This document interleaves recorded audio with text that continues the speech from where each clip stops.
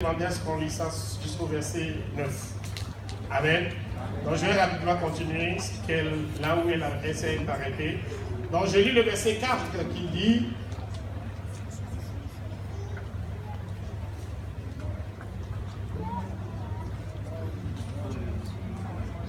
bon, je recommence mieux.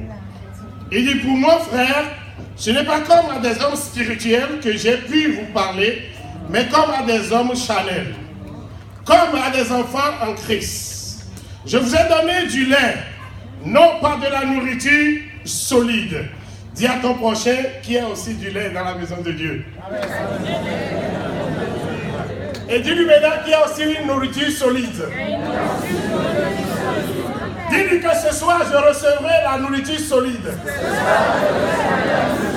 Parce que je ne suis pas un enfant dans le Seigneur. Alléluia. Il dit: je vous ai donné du lait, non pas de la nourriture solide, car vous ne pouviez pas la supporter. Et vous ne pouvez pas même à présent, parce que vous êtes encore charnel. En effet, puisqu'il y a parmi vous de la jalousie et des disputes, n'êtes-vous pas charnel et ne marchez-vous pas selon l'homme? Quand l'un dit: moi je suis de Paul, et un autre: moi je suis d'Apollos, n'êtes-vous pas des hommes? Qu'est-ce donc qu'Apollos? Qu'est-ce Paul? Des serviteurs par le moyen desquels vous avez cru, selon que le Seigneur l'a donné à chacun. J'ai planté, Apollos a arrosé, mais Dieu a fait croître. En sorte que ce n'est pas celui qui plante qui est quelque chose, ni celui qui arrose, mais Dieu qui fait croître. Celui qui plante et celui qui arrose sont égaux. Et chacun recevra sa propre récompense selon son propre travail. Alléluia. Dis à ton prochain que tu recevras ta propre récompense selon ton travail. Oh, alléluia. Est-ce qu'il t'a écouté ce soir? Il recevra quoi? Sa propre récompense selon. Alors demande à ton prochain: est-ce que tu es en train de travailler vraiment dans la maison de Dieu? Oh, alléluia. Amen. Donc plus simplement, je vais vous donner juste le thème qui est la maturité spirituelle. Amen. Je vais juste donner la définition rapidement. Et nous savons que quand on parle de la maturité spirituelle, nous avons le mot mature. Dis à ton prochain: mature. Dis-lui que tu dois être mature. Oh, alléluia. Il y a le mot mature et il y a le mot mûr.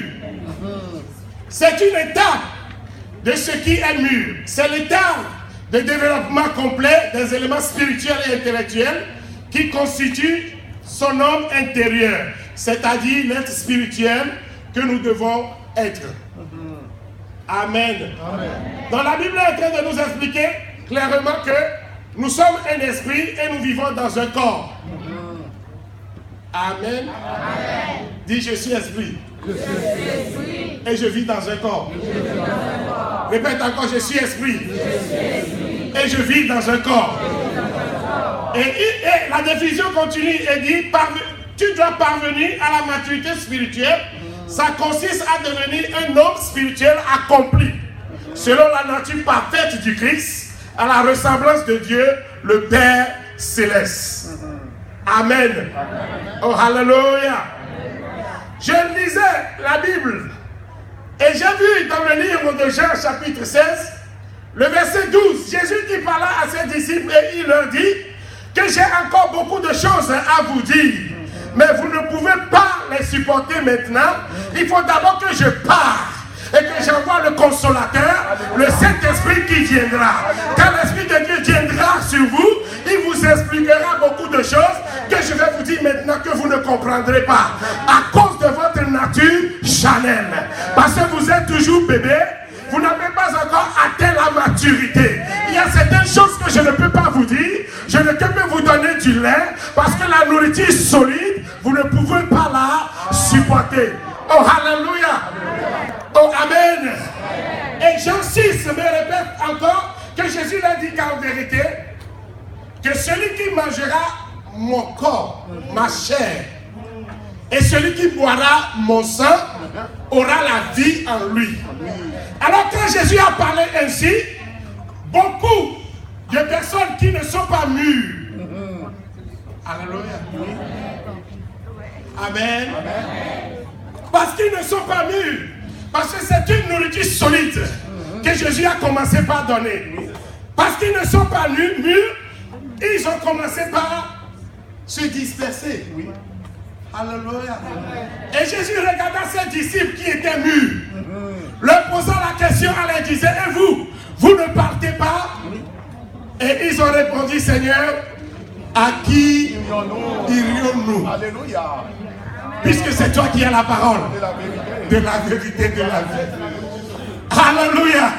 À qui irions-nous? Et quand nous voyons le verset, le texte du jour, Amen. Le texte du jour, dans le livre de 1 Corinthiens 3, la Bible nous dit que l'apôtre Paul parla. Parce qu'il a constaté qu'il commence par avoir des disputes dans l'église. Il commence par avoir de la confusion dans l'église. Parce que les gens arrivaient à prendre part dans l'église. Dis à ton prochain qu'il n'y a pas de clan dans l'église de Dieu. Oh, hallelujah! Parce que la Bible nous dit que nous sommes le corps du Christ. Est-ce que mon corps peut être divisé? Non. Amen. Alors tout ton prochain, dis-lui qu'il faut être mature. Alléluia. Donc ce qui me dit que la division, c'est de l'immaturité. Si tu es dans la salle ce soir et que tu es en train de planifier une division quelque part, laisse-moi te dire que tu es immature. Oh, alléluia. Dis-lui que la division, c'est de l'immaturité. Comment est-ce que le corps du Christ peut être divisé? Non, c'est pas possible. Amen. Et Paul leur disait qu'il y en a qui se disent que moi je suis de Paul. Parce que c'est Paul qui a planté cette église. Et Apollo est venu après arroser. Et donc il dit que nous étions arrivés pour arroser. Paul il a seulement planté. Alors deux groupes se sont formés. Mais Paul s'est levé par sa maturité. Alléluia. Alléluia. Par la maturité de Paul. Et Paul leur dit, alors, qu'est-ce qui se passe? Je ne comprends rien. Puis s'il y en a qui disent que moi je suis de Paul, donc ils disent je suis d'Apollos. Et il leur dit non, le problème c'est simple. Celui qui plante et celui qui arrose, ils sont tous des serviteurs d'un même Dieu. Il n'y a pas de différence entre celui qui plante et celui qui arrose. Il n'y a pas de différence entre celui qui plante et celui qui arrose. Les deux travaillent pour l'accomplissement de l'œuvre de Dieu. Et Paul dit que de toute façon, nous sommes tous égaux devant Dieu. Que tu sois planteur, que tu sois arroseur, nous sommes tous égaux devant. Tous ton prochain. Dis-lui que tu dois grandir spirituellement. Oh, hallelujah. Regarde, une vie qui naît et qui ne grandit pas, c'est un problème. Mais je crois que ce soir, tu n'es pas un problème pour ton pasteur. Oh, hallelujah. La vie qui naît, qui ne grandit pas, devient un problème. Imaginez un enfant qui naît. Et à 6 mois, il a toujours la même taille. Oui. À 2 ans, il a toujours. Il devient un souci pour. C'est ainsi que quand tu viens à Christ et que tu ne grandis pas, tu deviens un souci pour Dieu. Alléluia. Oh, alléluia. Oh, tu es fâché ce soir? Non, tu es fâché. Tu n'es pas fâché? Non. On peut continuer? Oui. Oh, alléluia. Donc, ce qui veut dire que tu deviens quoi? Un souci pour Dieu. Dis, je ne suis pas un souci pour Dieu. Oh, alléluia. Alors, Paul a su maintenant séparer et résoudre le problème. Par sa maturité. Oh, amen. Par sa maturité, il a su résoudre le problème. Parce que Paul savait que c'est dans l'unité qu'il y a de la force. Dans l'unité, il y a de la puissance. Dans l'unité, il y a de la force. Oh, amen. Amen. Et quand tu vois le livre de Genèse, je vais rapidement.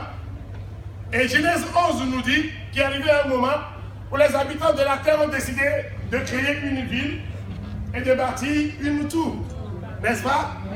Oh, amen. Amen. Et parce qu'ils étaient unis, alléluia, ils ont commencé par bâtir cette tour. Et ils arrivaient. Et Dieu, qui travaille toujours en unité, le Père, le Fils et le Saint-Esprit, ils sont toujours alléluia. Dis à ton prochain l'unité. Dis-lui encore l'unité. Dis-lui soyons unis.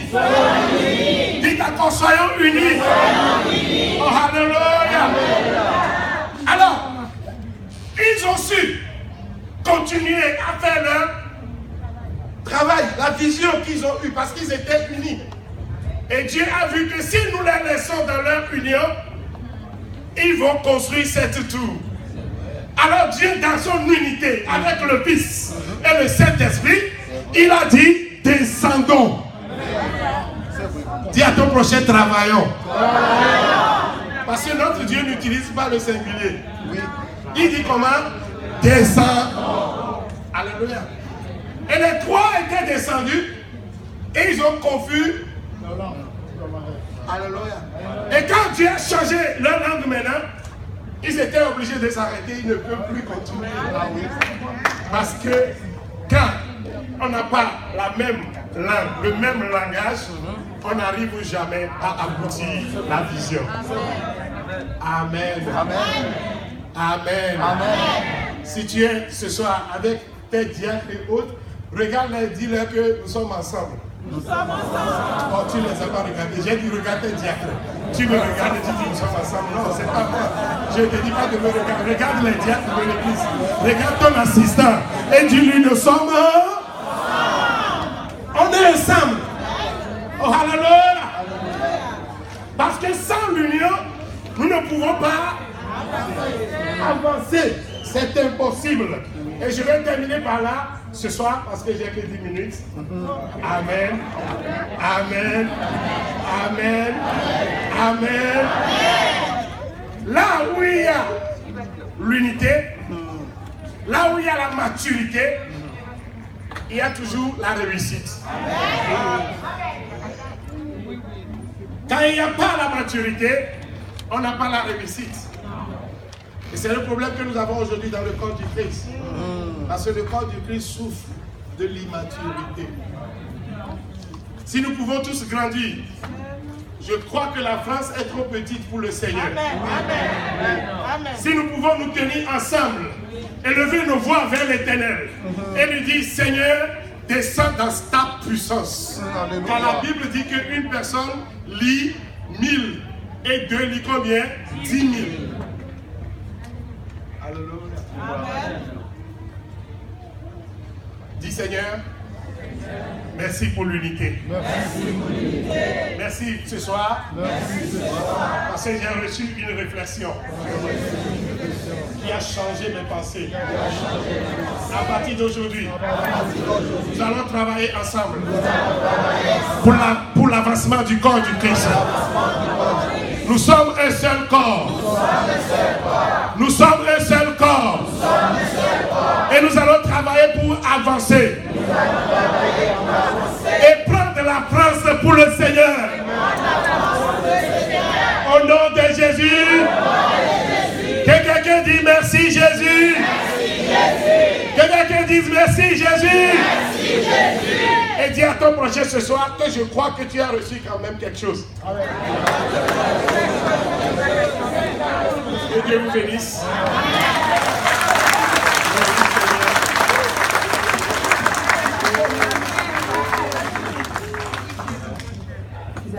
Mesdames du centre from Italy.